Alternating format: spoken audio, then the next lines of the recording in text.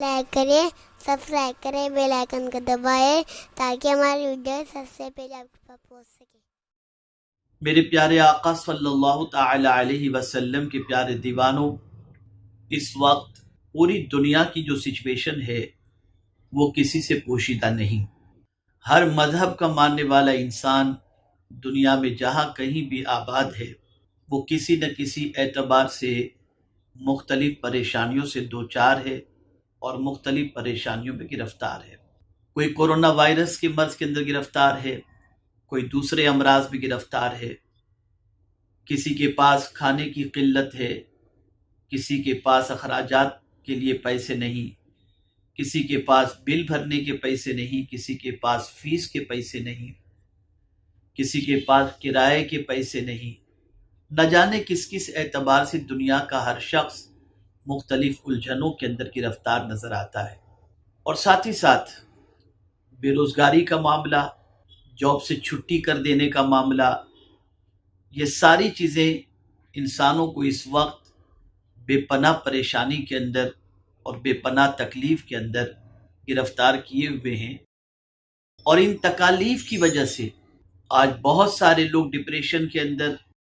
اور اسٹریس کے اندر گرفتار ہو کر کونا پکڑ کر بیٹھ گئے ہیں، یا پھر اپنے اعتبار سے وہ خاموشی کی زندگی گزارتے ہوئے آنے والے دنوں کی تکالیف کا تصور کرتے ہوئے بیماریوں میں گھرتے ہوئے نظر آ رہے ہیں۔ کسی نے کھانا چھوڑ دیا ہے، کسی نے آرام چھوڑ دیا ہے، اور کوئی گھر جانا چاہتا ہے اور گھر پر بچوں کو دیکھتا ہے تو ٹینشن میں ہو جاتا ہے، کل کیا کھائے گا اس کی فکر اسے ستاتی ہے۔ یقیناً یہ ساری چیزیں انسان کے لیے پریشان کن ضرور ہیں اور تکلیف دہ ہیں، لیکن میرے پیارے آقا صلی اللہ علیہ وسلم کے پیارے دیوانوں، اسلام اللہ کا وہ پسندیدہ دین ہے جو ہر مرحلے کے اندر ہماری رہنمائی کرتا ہے اور ہمیں پریشانی سے نجات حاصل کرنے کا طریقہ اللہ عز و جل ہمیں عطا فرماتا ہے اپنی کتاب کے ذریعے اور اسلام کے ذریعے۔ سب سے پہلے تو ایک تصور آپ ذہن کے اندر رکھیں کہ یہ دنیا دارالابتلاء ہے، امتحان کی جگہ ہے۔ یہاں ہمیں رب قدیر جل جلالہ نے بھیجا ہے تو ہم اس دنیا کے بارے میں یہ تصور کر لیں اور یہ سوچ بنا لیں، یہ فکر بنا لیں کہ اس دنیا میں ہمیں امتحان سے گزرنا ہے اور گزرنا ہے۔ اب پروردگار جل جلالہ جس کسی سے چاہے، جتنا چاہے، جیسا چاہے امتحان لے۔ اصل زندگی ایک مومن کے لیے آخرت کی ہے، اور ہم دنیا میں اس لیے بھیجے گئے کہ اس دنیا میں رہتے ہوئے ہم آخرت کی تیاری کریں، اس لیے کہ دنیا مقصود مومن نہیں۔ یہ تصور آپ ذہن کے اندر رکھیں اور یہ فکر ذہن کے اندر رکھیں۔ مومن کا مقصود دنیا نہیں ہونا چاہیے، مومن کا مقصود آخرت ہے۔ یہی وجہ ہے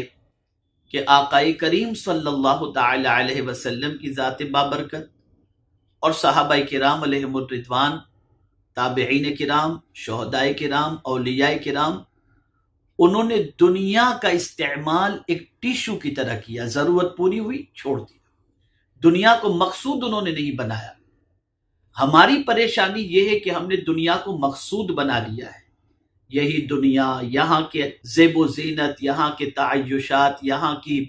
عیش والی زندگی، یہاں کے ہمارے یہاں ساری خواہشات کے پورے ہو جانے کا تصور۔ تو میرے پیارے آقا صلی اللہ تعالی علیہ وسلم کے پیارے دیوانوں، یہ بات ذہن کے اندر رکھیں، دنیا مقصود مومن نہیں، دنیا دارالابتلاء ہے۔ اب اس دنیا کے اندر جب یہ تصور ہمارے ذہن میں بیٹھ گیا کہ یہ دارالابتلاء ہے، یہاں امتحان ہوگا، تو اب آئیے میں آپ کو بتاؤں کہ رسول گرامی وقار صلی اللہ علیہ وسلم کی ذات بابرکت کو پروردگار جل جلالہ نے کیوں نمونہ بنا کر دنیا کے سامنے پیش کیا۔ دنیا کے انسانوں سے کہا گیا کہ رسول اعظم صلی اللہ علیہ وسلم کے اسوہ حسنہ کو اپناؤ اور آقا کریم صلی اللہ علیہ وسلم کی ذات کو اپنے لیے آئیڈیل بناؤ، اس لیے کہ اللہ کے رسول صلی اللہ تعالی علیہ وسلم حبیب خدا ہیں، محبوب رب العالمین ہیں، مقصد تخلیق کائنات ہیں، بلکہ جانے کائنات ہیں۔ لیکن اگر ہم رسول اعظم صلی اللہ علیہ وسلم کی ولادت سے لے کر وصال تک کی زندگی کا جائزہ لیں تو شاید ہی کوئی بڑے سے بڑی مصیبت ہو جس سے مصطفیٰ جان رحمت صلی اللہ علیہ وسلم نہ گزرے ہو۔ یقیناً آج بہت سارے مسلمان اس تصور کے ساتھ پریشان ہیں کہ کل کیا کھائیں گے، پرسوں چولہا جلے گا یا نہیں جلے گا۔ یقیناً یہ تکلیف دہ چیز ضرور ہے،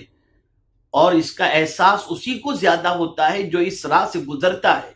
لیکن میرے پیارے آقا صلی اللہ تعالی علیہ وسلم کے پیارے دیوانوں، ام المؤمنین حضرت عائشہ صدیقہ رضی اللہ تعالی عنہ کا یہ قول کیا ہمارے لیے تسلی کو کافی نہیں ہے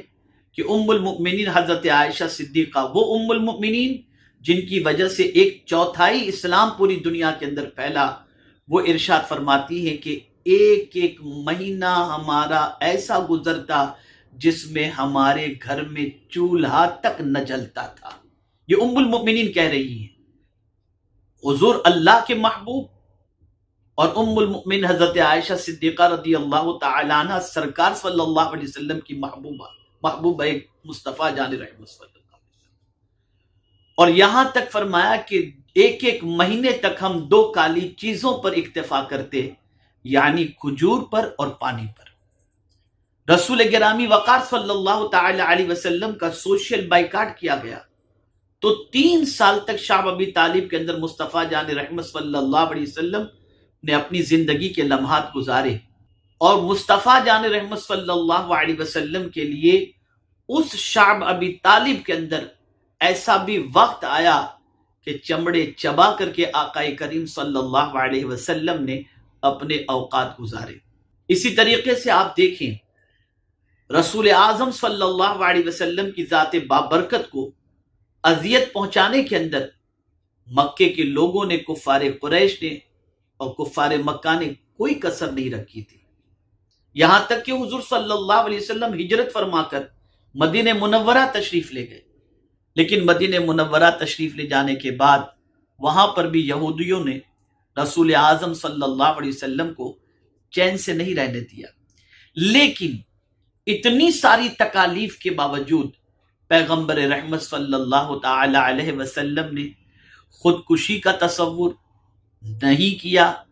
بلکہ آقا کریم صلی اللہ تعالی علیہ وسلم نے خودکشی کرنے والے کے لیے یہ ارشاد فرمایا کہ خودکشی کرنے والا جہنمی ہے۔ میرے پیارے آقا صلی اللہ تعالی علیہ وسلم کے پیارے دیوانوں، وجہ کیا ہے اس ارشاد کی کہ خودکشی کرنے والا جہنمی ہے؟ یہ اس لیے کہ خودکشی کرنے والا یہ تصور کرتا ہے کہ دنیا کی تکلیف بڑی ہے، میں خودکشی کر لوں گا تو تکلیف سے نجات پا جاؤں گا۔ لیکن رحمت عالم صلی اللہ علیہ وسلم کے فرمان کی روشنی کے اندر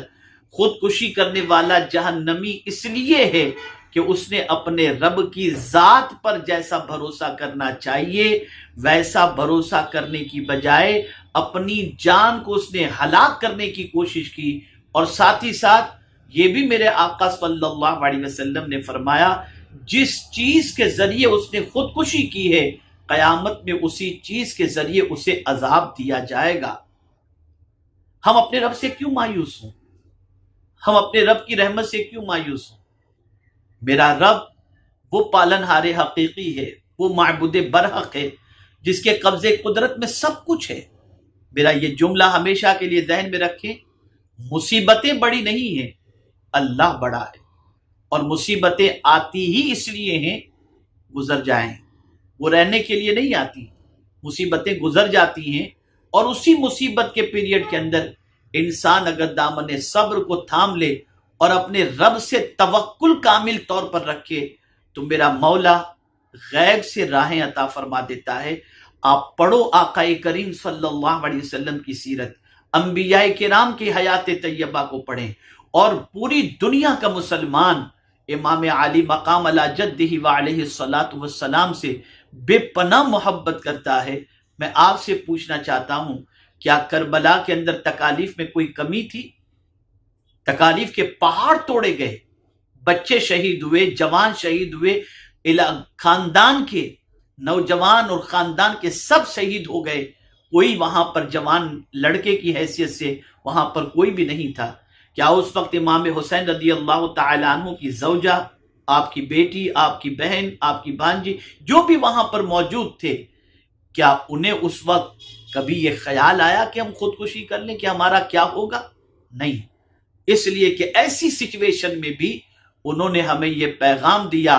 کہ مصیبت بڑی نہیں ہے، اللہ بڑا ہے۔ خودکشی کرنے سے راحت نہیں ملتی، بلکہ خودکشی کرنے کے بعد جو تکلیف آتی ہے وہ اللہ عز و جل کی بارگاہ سے اللہ عز و جل کے عذاب میں گرفتار ہونا ہے، اور جہنم کا عذاب یہ دنیا کے عذاب کے مقابلے میں بہت سخت ترین ہے، بہت سخت ترین ہے، بہت سخت ترین ہے، جسے کوئی برداشت کرنے کی طاقت نہیں رکھتا۔ تو میرے پیارے آقا صلی اللہ تعالی علیہ وسلم کے پیارے دیوانوں، یہ سارے پرابلمز اور یہ تصورات خودکشی وغیرہ کے صرف اس لیے ذہن کے اندر آتے ہیں کہ ہم مصیبتوں کو بڑی سمجھ بیٹھتے ہیں، اور پھر ہم یہ سمجھتے ہیں کہ اس کے بعد ہمیں راحت مل جائے گی، لیکن خودکشی کرنے والے کو مرنے کے بعد بھی راحت نہیں ہوتی، اس لیے کہ مرنے کے بعد وہ سخت ترین عذاب میں گرفتار ہوگا جو جہنم کے عذاب کی شکل کے اندر ہے۔ ہماری ویڈیو کو لائک شیئر ضرور کریے۔